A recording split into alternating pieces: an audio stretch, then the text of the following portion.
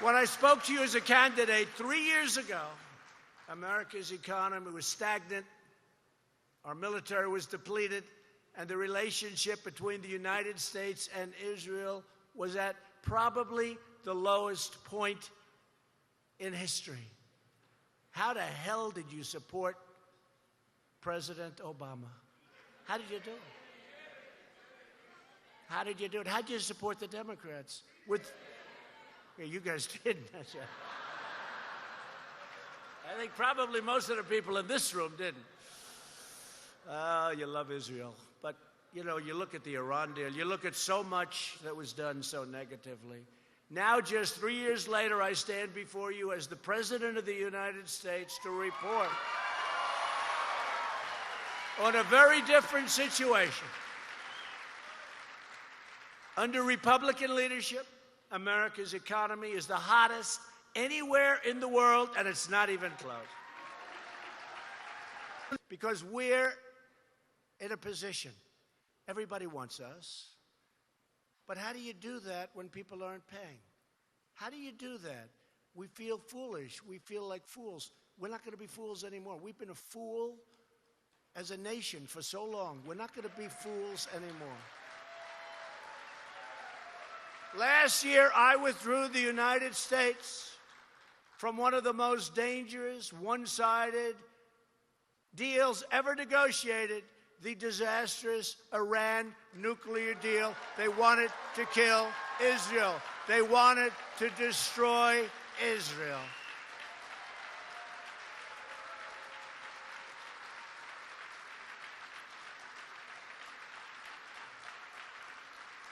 And maybe you could explain to the young man that just got taken out what it means when a country shouts as they're signing the deal, death to Israel. Maybe you could explain that to him.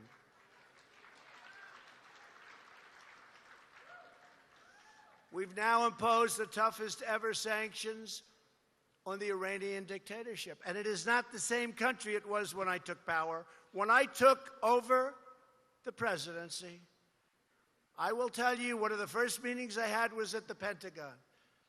Great generals, great people. I wanted a briefing on Iran. We had 14 different sites. They were all very, very dangerous, blow-ups all over. They were either behind it, they had mercenaries, they had money, or they had their own soldiers there, all over the Middle East. It's a whole different story today, folks. They have riots in the streets. They have very little money coming in. A lot of things have changed. North Korea, we're getting along with North Korea. Let's see how it works out.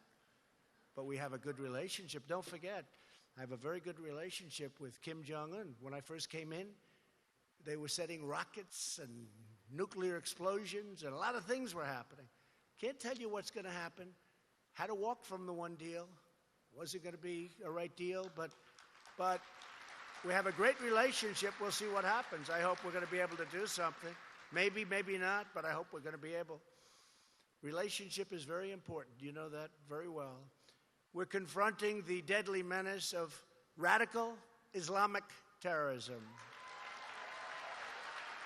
When I took office just over 2 years ago, ISIS controlled more than 20,000 square miles in Iraq and Syria.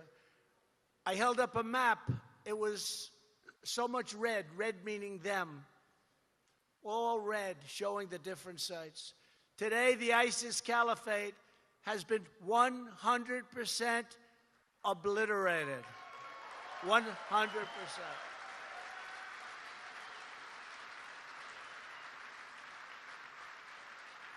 And my previous general said that it was going to take, sir, it will take 2 years. I flew to Iraq. I met a different group of generals. Sir, we can do it in 1 week. I said, you can take a little longer than that. They did it in a few weeks. They're great, right? I also took another historic action that had been decades in waiting. The United States recognized the true capital of Israel and opened the American embassy in Jerusalem.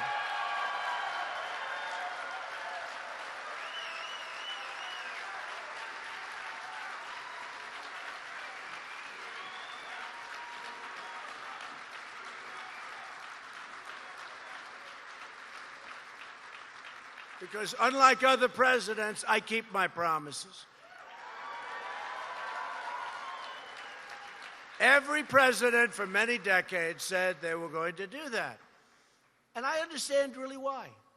Because when it was determined that maybe I'd do it, maybe there was a chance, the calls I got from leaders of other countries were unbelievable.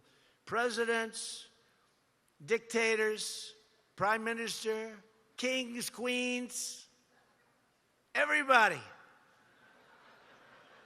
My phone was ringing off the hook. So I knew I was going to do it. So I left a message. I said, I'm going to call you next week. They said, could we speak to him? I said, no, he's not available. They'll call it lying. The fake news will say, that's a horrible lie. I want to be nice. No, I'll call you next week. I look forward to it. I had so many calls after I did this. It took me like 3 weeks to make all the calls. But I knew what they were calling about. So I did it.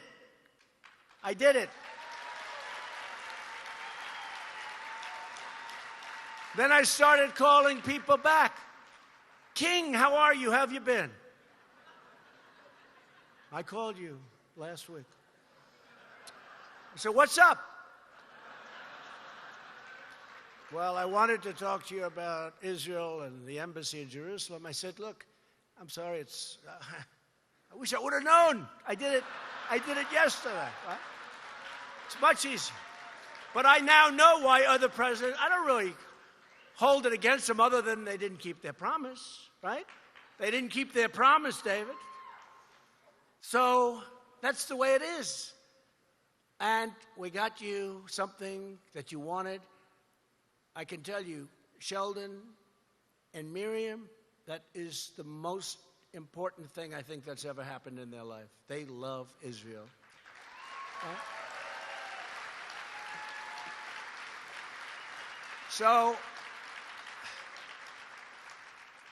but I can now understand, because I always said, why wouldn't they do it? Why? Why are they doing it? Why wouldn't they just do it? They campaigned, we will this and that, Israel. Then you folks go out and vote for them, and then they don't do it, right? 4 years, 8 years, didn't matter. They won't do it. But you know what? They did it. We did a great job, and we feel great about it. But I stood with your prime minister at the White House to recognize Israeli sovereignty over the Golan Heights. The Golan Heights is something I've been hearing about for a long time.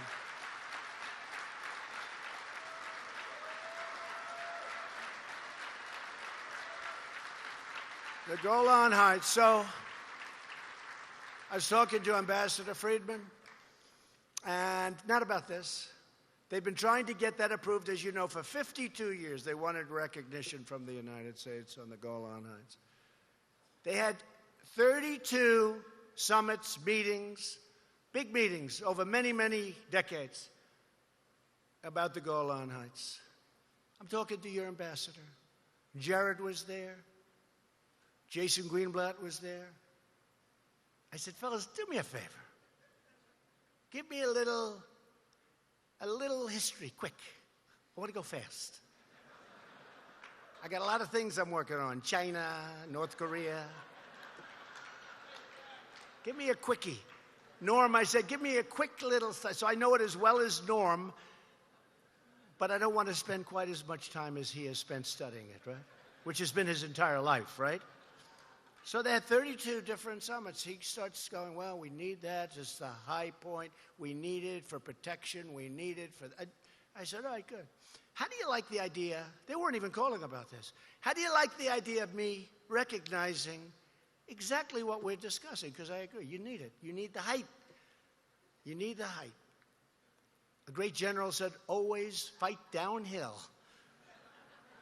Never fight uphill. A lot of battles are lost where these generals want to fight uphill, right? You need the height. So I said, David, what do you think about me recognizing Israel and the Golan Heights? He said, would you actually do, and this is a great deal maker. It's one of the most successful lawyers, gave it all up in order to be your ambassador. Gave it all up. What do you think of it, David? And he goes, and this is a very strong, ambitious guy, like a wonderful, beautiful baby. He said, you would do that, sir? I said, yeah, I think I'm doing it right now. Let's write something out.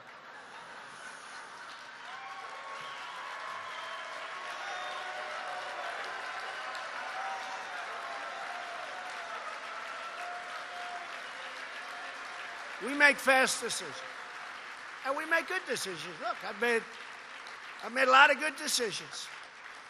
Make good decisions.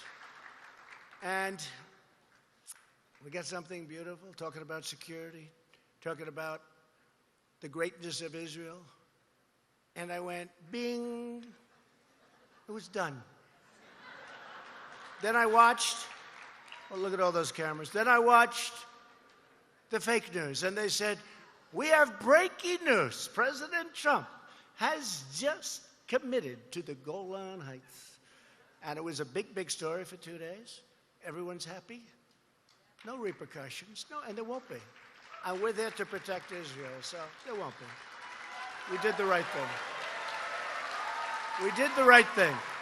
And I want to congratulate Jared and Jason Greenblatt and David Friedman, and all of the people they work with.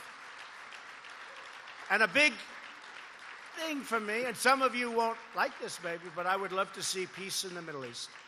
I would love to see peace in the Middle East. And if those three can't do it, you'll never have it done. It's never, with me as president, with them doing the deal, you'll never have it done. So let's see if we can do it. Who knows? Under my administration, the United States will always support Israel's right to self-defense.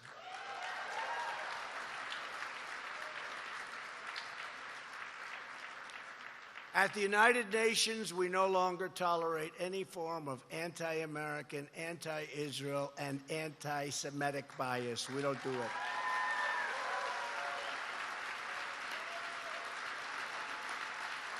For example, the United Nations Human Rights Council has repeatedly denigrated America and Israel, and you know this, you've heard this, while ignoring the world's worst human rights abusers. That's why I withdrew the United States from the UN Human Rights Council. And thank you to Nikki. Thank you to Nikki. Terrific job, Nikki Haley. With your help, we are making incredible strides on behalf of the American people, and we are just getting started.